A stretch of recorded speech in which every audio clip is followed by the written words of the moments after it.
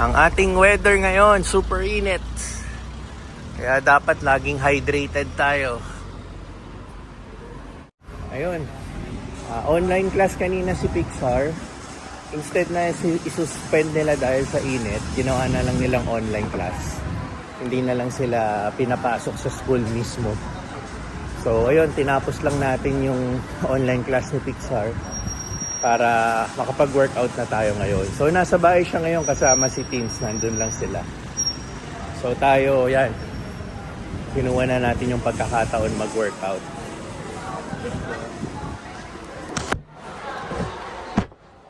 Hindi ko alam kung official summer na dito, pero para sa akin summer na to. Dahil nagka-cancel na nga ng mga klase sa mga ibang school, no? Dahil lang sa init ng panahon. Ayun, dito tayo sa loob ng mall. Malamig-lamig. So, for sure, kahit weekday, dadami ng mga tao sa mall para lang magpalamig.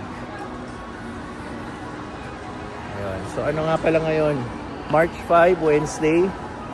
So, for this week, wala ho ulit kaming Ready Hit Go. Gawa ng, yun nga yung nakaraang vlog ko. Sinabi ko na si Chef Ed, yung kanyang mother, nagpaalam na, no? Na kay Lord na po siya. Ayan, kasama niya na po si Lord. So, sinabi naman ni Chef Ed, hindi siya makakapagluto this week. Kaya, yun, wala tayong Ready Hit Go this week.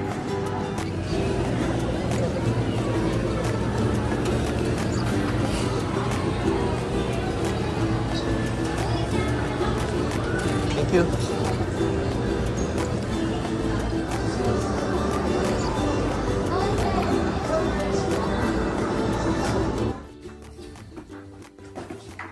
Oh, anong gagawin mo dyan?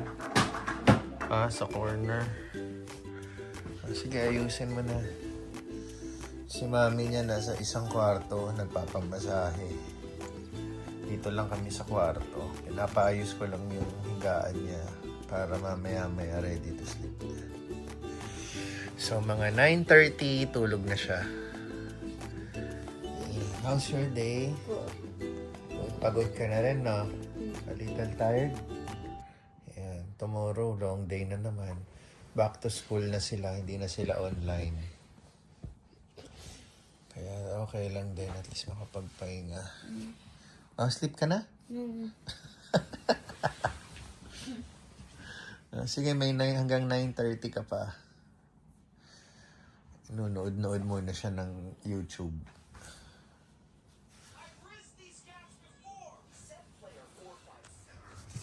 Okay, tingnan ako sa kotse, Papasingawin ko muna. Ikaw na mag-lock.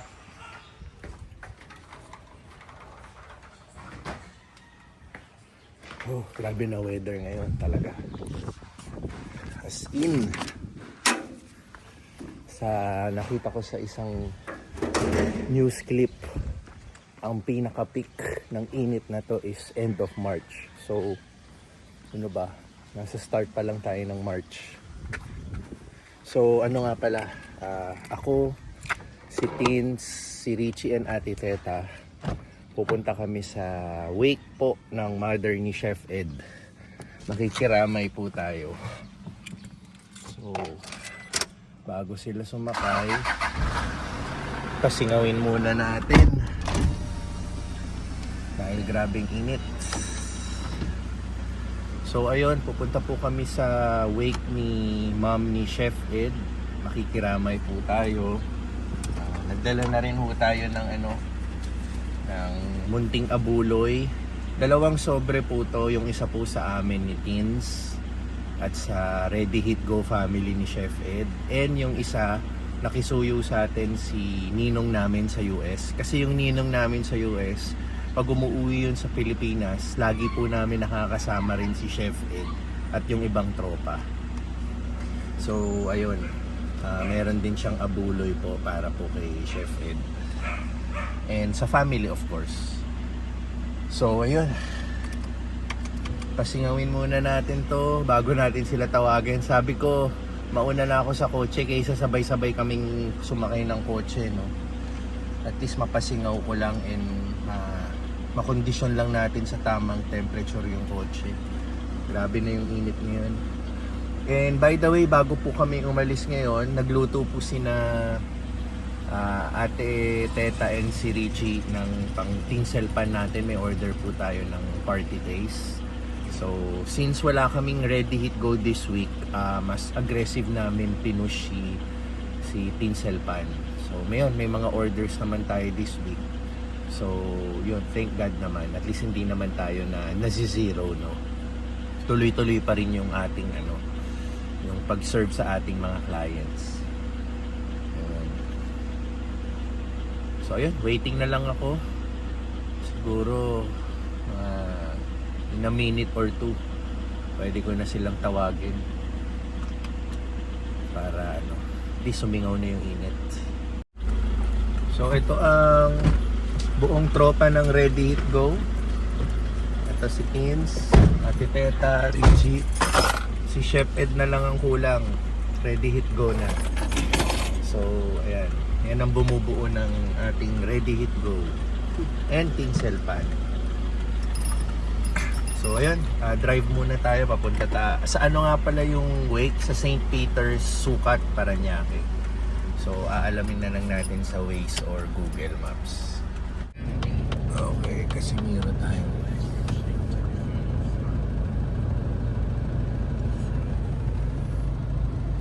Papunta kaming Sucat, may daan dito. Ay, palabas naman kami ng Sucat Road. Yan ang sitwasyon. Kumpul-kumpul ang mga kotse. So, dito kami, pa-left, papuntang airport din to, tsaka SM Sucat. Dito naman sa right, papuntang Skyway. Dito lang. Balik ito.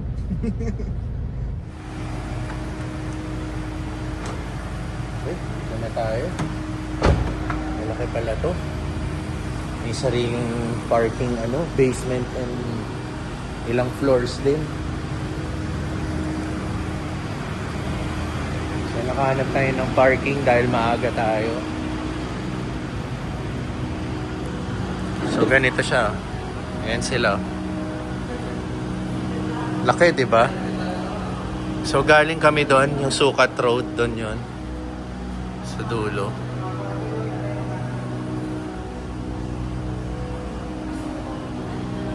Tapos nakalagay din. High-tech na, no?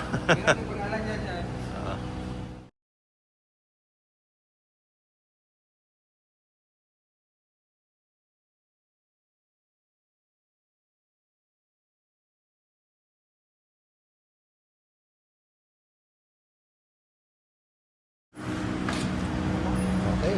So, nakadalaw na tayo.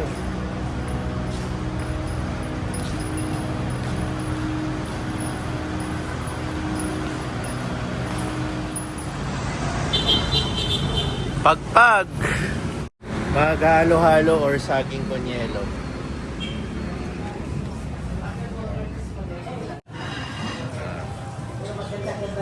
So, yun yung in-order namin.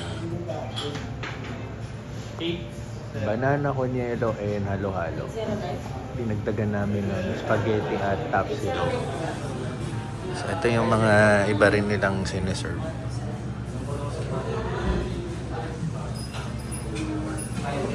Extend na muna natin Yan, tapsilog tayo. Pang lunch ko. Kasi sila nag-lunch na eh. Kaya halo-halo and saging konyelo. Yan ang kanilang saging konyelo. Ito yung halo-halo nila.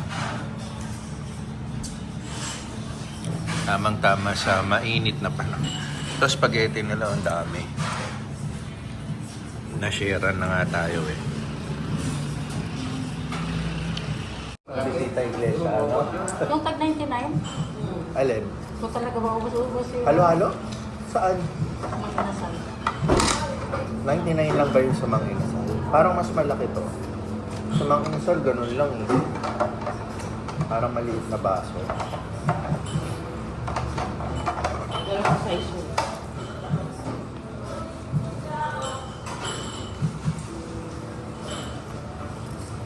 Tayo muna tayo, busog.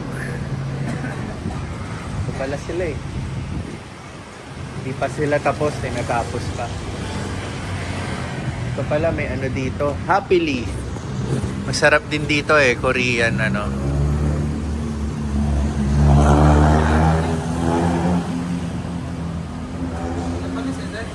Itong masarap eh. Yan. Ito yung madalas namin order sa Grab eh. Yan o. Korean. Katabi ni Aling Lucy. So, dito tayo sa CAA Road. Yan. Pag doon, Alabang Sapote Road na. Dito kami nang galing. Papuntang Sukat Road. Maluwag na dito. Dati wala pa to eh. Wala pa tong mga establishments dito eh. Workout time. Dahil marami pa naman tayo natitirang oras. Tapos si Pins nagpresinta na siya na siya nang susundo kay Pixar sa school mamaya. So bakante na yung oras natin.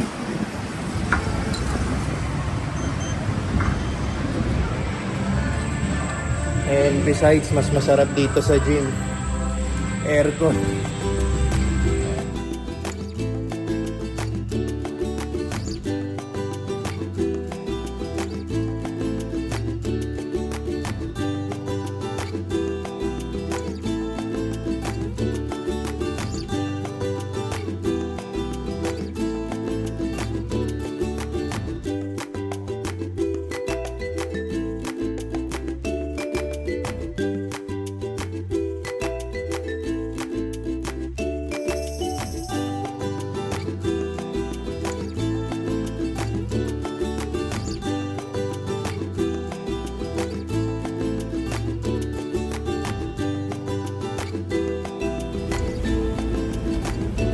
Yan.